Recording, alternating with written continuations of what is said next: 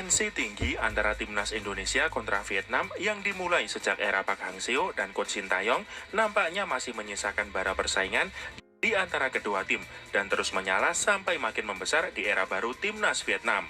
Ya, sejak mundurnya Pak Hang Seo dan diganti oleh Philippe Troussier, timnas Vietnam bisa dibilang mengalami penurunan performa secara signifikan. Dan yang membuat publik Vietnam sangat murka pada pelatih asal Prancis ini adalah rekor mereka yang selalu bisa menang atas timnas Indonesia di berbagai pertemuan, kini malah berbalik, di mana mereka yang jadi pesakitan ketika bertemu oleh skuad Garuda. Tercatat dalam 3 pertemuan baik di Piala Asia maupun kualifikasi Piala Dunia, Vietnam selalu alami kekalahan. Bahkan parahnya, skuad asuhan Philippe Troussier ini tak bisa mencetak 1 gol sekalipun ke gawang timnas Indonesia. Dan harus diakui, salah satu faktor kesuksesan timnas bisa berkembang sangat pesat hingga selalu bisa mempecundangi Vietnam adalah dengan banyak bergabungnya para pemain diaspora ke skuad utama Coach Sintayong. Dan bahkan kebanyakan di antara mereka diisi oleh para pemain-pemain muda. Ya, peran para pemain diaspora memang sangat krusial bagi skuad Garuda, di mana keberadaan mereka membuat para pemain lokal mau tak mau harus meningkatkan performa mereka jika tak ingin posisinya di skuad utama akan digusur oleh para pemain diaspora. Nah, kebijakan PSSI dan Coach Sintayong dalam mendatangkan pemain diaspora inilah yang membuat kubu Vietnam meradang, dan bahkan tak sedikit dari para pemain dan media mereka seakan bekerja sama untuk menyindir habis-habisan timnas Indonesia terkait kebijakan naturalisasi ini. Kritikan pertama datang dari pemain yang dibenci oleh fans bola di Asia Tenggara, yaitu Doan Van Hau, di mana bek Vietnam yang sekarang nggak pernah main lagi karena alami cedera parah ini mengatakan bahwa kualitas pemain diaspora Indonesia tidaklah bagus. Van Hau mengatakan jika benar pemain naturalisasi Indonesia bagus, maka mereka akan gabung di timnas Eropa yang latar sepak bolanya lebih kuat atau bahkan memilih timnas Belanda. Tak hanya itu, Doan Van Hau juga belak-belakan menyebut jika kualitas pemain naturalisasi skuad Garuda hanya selevel pemain ASEAN, dan si bek Vietnam ini yakin jika para pemain Vietnam akan bisa menang jika mereka berjuang keras di atas lapangan. Sindiran kedua kemudian juga dilontarkan bek Vietnam lainnya, yaitu Do Duy Man, di mana dia berkomentar kalau dia dan para rekannya di timnas Vietnam kebingungan entah yang akan dihadapi mereka adalah timnas Indonesia atau timnas Belanda, karena skuad Garuda diisi banyak pemain diaspora. Tapi uniknya, para pemain Vietnam ini hanya berceloteh panjang lebar dan menyerang skuad timnas Indonesia saja.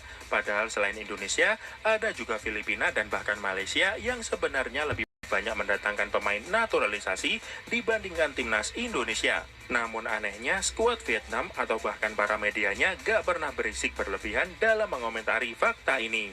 Dan lucunya nih sob, rasa penasaran admin ternyata dijawab oleh seorang pelatih asal Vietnam bernama Tran Chong Min, yang buka suara mengapa timnas Indonesia bisa melesat kualitasnya, sedangkan Filipina dan Malaysia yang sama-sama melakukan naturalisasi bisa dibilang hanya jalan di tempat.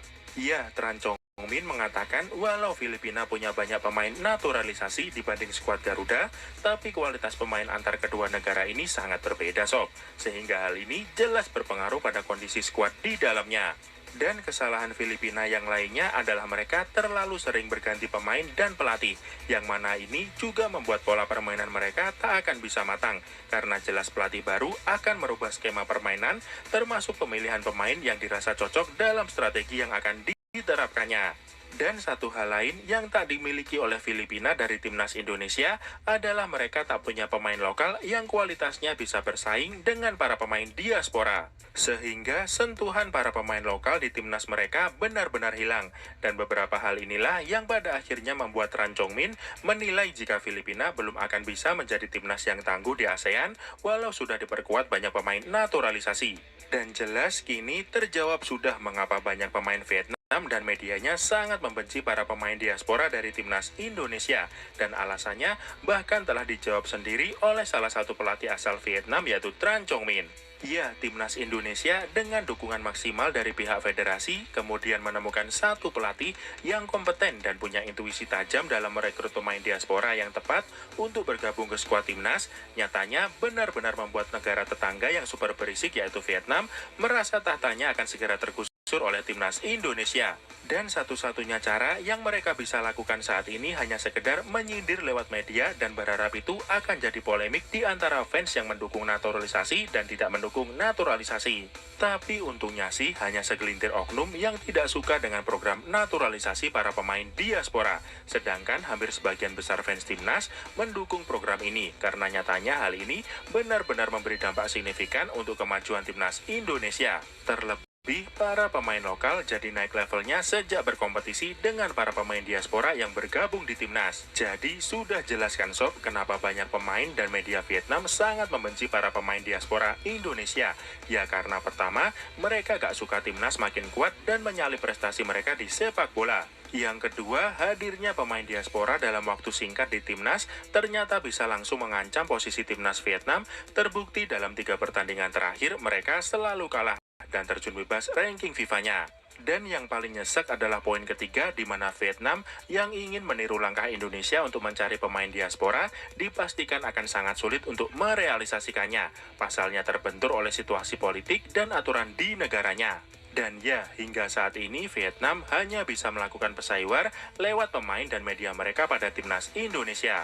Jadi, apa pendapatmu melihat kondisi timnas Vietnam saat ini yang masih seakan gak percaya timnasnya pelan-pelan dikejar oleh skuad Garuda berkat para pemain diaspora? Sob, silahkan beri.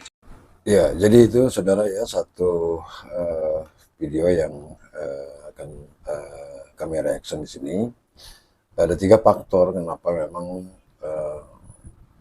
tim-tim di Asia Tenggara ini termasuk Vietnam, kemudian Thailand dan Malaysia ini sepertinya memang sangat membenci tim nasional Indonesia. Kenapa? Memang karena dari beberapa tahun terakhir ini, terutama Vietnam selaku tim yang tidak pernah kalah dengan timnas Indonesia, kali ini mereka sudah 3 kali mengalami kekalahan dari tim nasional Indonesia akibat dari tim Garuda ini memakai pemain-pemain muda, yaitu pemain naturalisasi yang berdatangan dari Belanda.